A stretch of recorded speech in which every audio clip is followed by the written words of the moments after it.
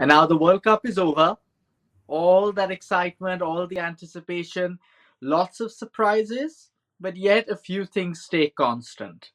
The one very obvious thing, dressed in yellow, that stayed very constant. But even throughout the tournament, we saw some usual suspects in the top run scorers chart, top wicket tallies columns.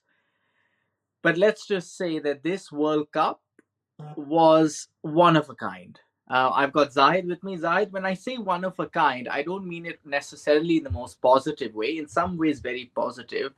But I think this was the first World Cup where we spent the first half of it debating on whether this format had a future. Yeah, I agree. I think look, it's been an interesting World Cup. I know it's a very cop out statement to make, but I think in the beginning, especially after round 4 or 5, it just looked like a very long World Cup, and 90% of the teams were pretty much decided, pretty early, which was a bit sad, I guess, from a neutral's point of view, and not so neutral point of view. but but look, yeah, I think. But towards the end, I think it was that Australia Afghanistan game, which kind of again spurred the World Cup back into life, and I guess was a good case for the 50 over game, right, where you can come back after being down and fight back and win. So there have been moments in this World Cup where you feel okay, maybe there's a lot more to do. Maybe if India had won, you can say as you have a video game um, whereabouts you finish the game and you've completed the level and that's it. So if India would have won, it would have been like India have completed ODI cricket and you could have finished it forever. But that's not happened, I know, I unfortunately. disagree with that actually. I think it would have been the same thing as the IPL, the T20 World Cup, and that spurred the IPL. If India won in that dominant fashion that they played in, you may have found an ODI version of the IPL. It could have also worked the other way. So, you never really know. Look, I'll be really honest. I love the ODI format. Right now, I come from a generation where the ODI cricket holds a big sense of nostalgia because in the 90s, early 2000s, that was the fun format, even though as lovers, we love test cricket. But the thing with ODI cricket is you know, it is short enough for it to be entertaining, but long enough to test real skill. But at the same time, I think they also took away the excitement of reverse swing with the older ball. Right now, it's almost a bit you. I mean, it's like you're playing with two 25 over balls, right? By the end of the 50 Yeah. overs, so there isn't that much happening beyond what is expected. Yeah, and also you've got the power plays with the four fielders outside rather than the five. I know that the idea was to make the game a bit more entertaining, but you still have that phase of overs 15 to 40 where it is not, people are happy to go at 5 and over, 6 and over, both sides, let the game meander along. And You can tell, Zahid, you revealed your age when you said overs 15 to 40 because we grew up with the fielding restrictions up to 15 overs. Right yeah, nowadays, people don't realize the significance of over number 15, right? It's over as 11. But yeah, no, I, yeah, I, I agree. I mean, you could go on forever. yeah. But I think that the 2027 World Cup will happen, but I'm not sure what the long term future of the tournament is beyond that. But look, let's focus on this World Cup. Key themes, I guess. Let's get into it first. Key themes. I guess the one good thing for me that stood out, which was always a fear having a World Cup in this part of the world or in that part of the world, it's the do factor. The team chasing always wins, but I feel like you had a good balance of you know. In fact, the team I think that lost the toss won more matches throughout. So in a way, I think that was good because it wasn't like win toss win match kind of a situation, which I think was the biggest plus of this World Cup. I think it's also because it's 50 overs. I'm sorry to bring up the 50 overs, but usually in 50 overs, toss plays less of a role than in T20 cricket, right? Because conditions come into play a little more. So it's not just chase, Yeah. because wickets don't matter as much in T20 cricket as in ODI cricket they do. So the chase comes with that extra pressure. And as I said, you have to do well for 100 overs, which is always tough.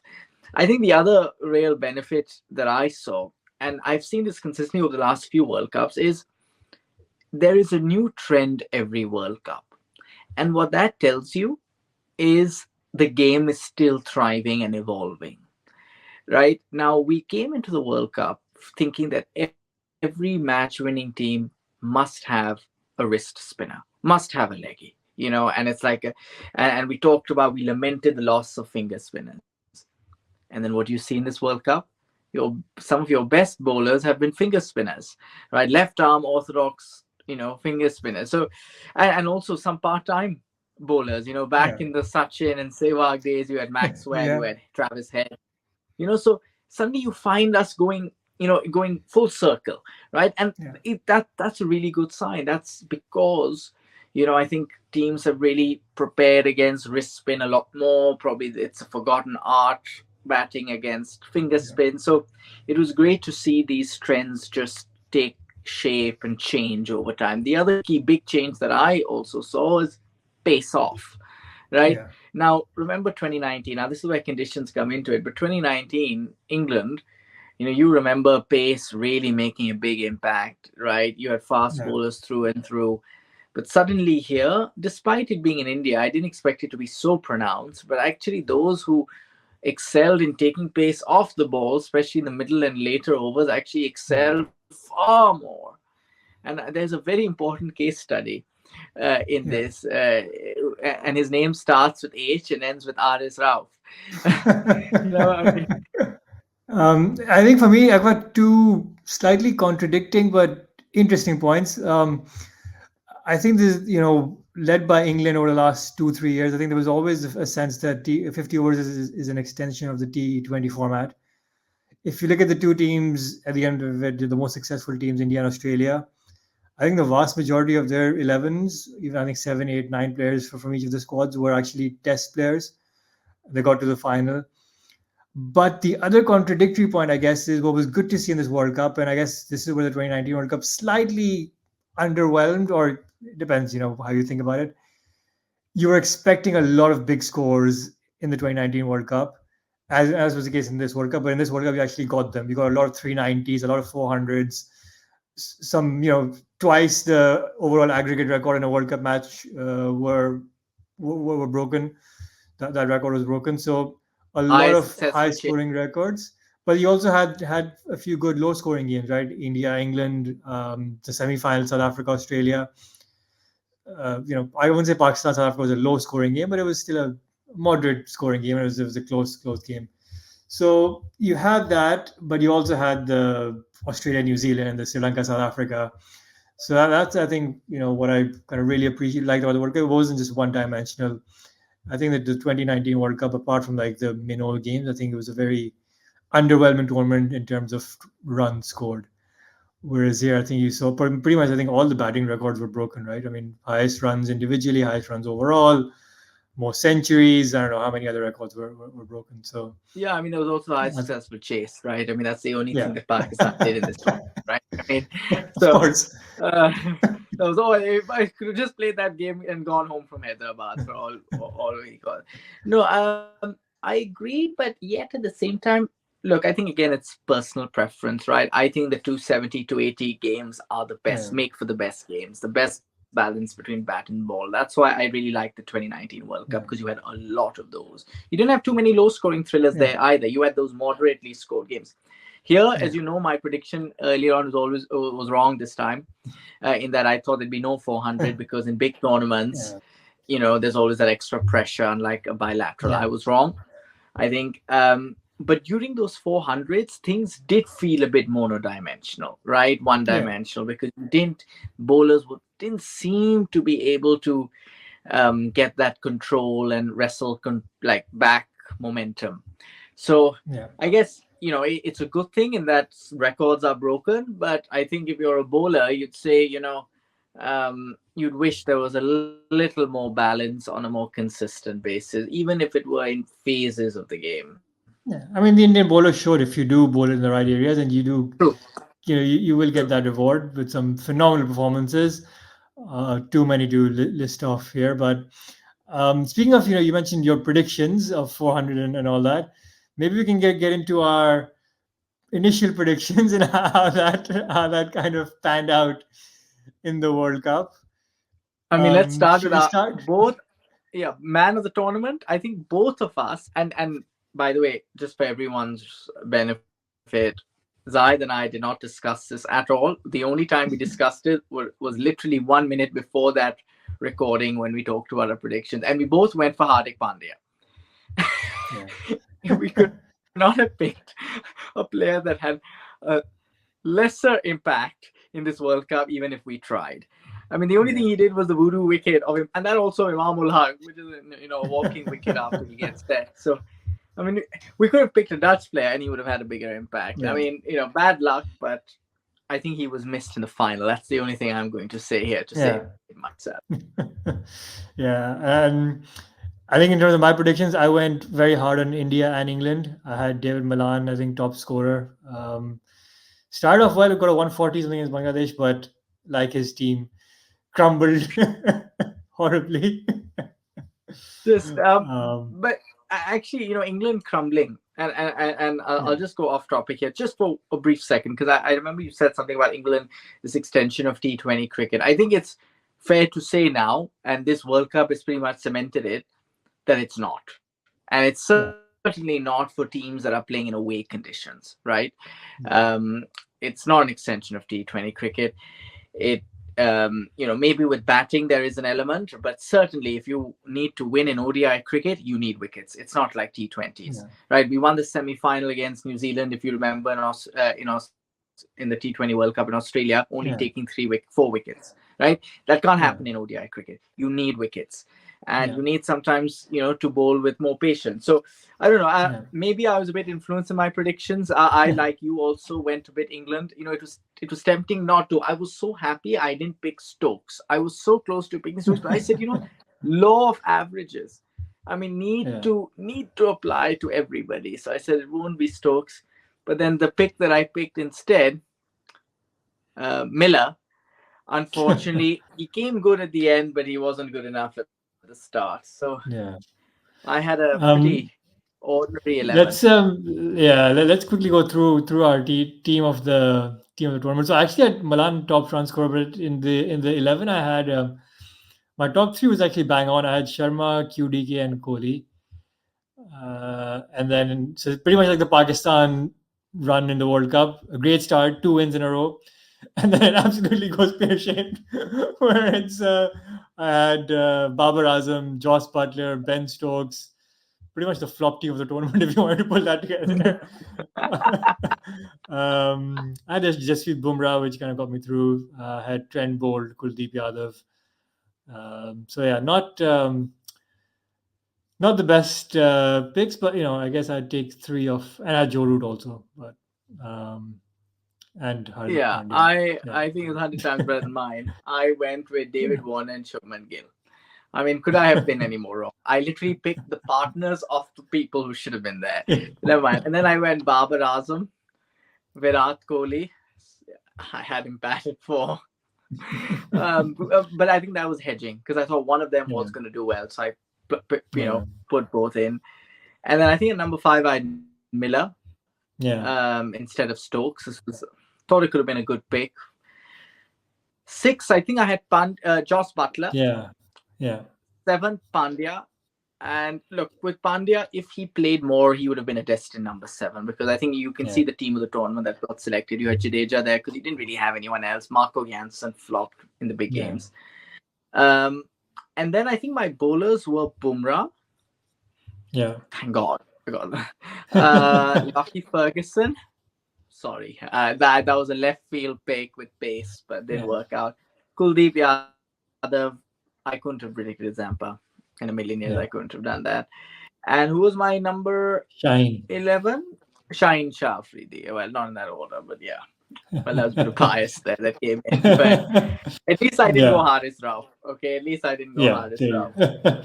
But yeah, I mean, on that note, look, I guess we got two or three right, which is, I guess, standard. What do you make of the actual 11? I liked one thing about it. I know people say Rachin isn't there and XYZ isn't there.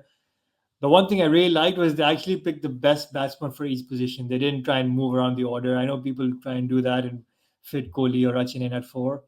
But I like they went with Mitchell, and I probably disagreed with KL Rahul. They could have gone with Klaasen, but yeah, I think overall I'm happy that they went with that approach rather than fitting players in different positions. Yeah, I usually tend to have that same perspective because if you start changing people's positions, then Yeah, players can play anywhere. Kohli can bat at yeah, seven if he wanted to, right? yeah, Just to fit him in the yeah, team, you can squeeze him in at any position, right? So then yeah, the permutations are endless. So I yeah, agree, except where there is a compelling reason to. And I thought Rachin's reason was compelling for me personally. And I thought Kohli could bat it for. It's not like we're batting him at 6 or 7. He could bat yeah, it for just to allow Rachin. But I don't feel that strongly. So sometimes it tends to happen that top orders do really well. In other occasions, it could be middle orders that do really yeah, well. I think in 2019 it was middle orders that did really well. yeah, So these things tend to happen, and I think you need to strike a balance between also like picking the best yeah, players of the tournament in sensible positions. yeah, I would have Rachin in and Kohli at 4. I can't argue with Quinton de Kock and Sharma. I know Cricket 4 picked Travis Head. Look, yeah, I think you have to look at the entire. You can. There's no way you can either argue for Rohit Sharma or Quinton de Kock to not be yeah. in that 11. I think that answers Of it for course. you. You know, Yeah, but yeah. I Rahul think. at 5. Sorry. Yeah, I think Rahul was I guess a lack of options, right? You get Klaasen, but then Klaasen kind of fell off towards the end of the tournament. I think he got like two or three, well, four consecutive scores under 20 or something. So, and he really didn't have But any did you have other. that Afghan guy, Umar Zai?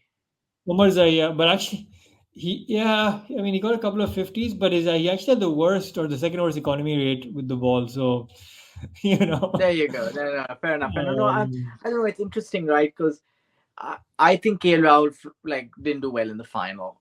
And actually, when you yeah, think about it again, KL Rahul, yes, he's been very good, but I still think Klaasen's couple of innings were phenomenal. yeah. Beyond belief. So I would have maybe gone Klaasen, but Hmm. I guess it's a very subjective view. This one.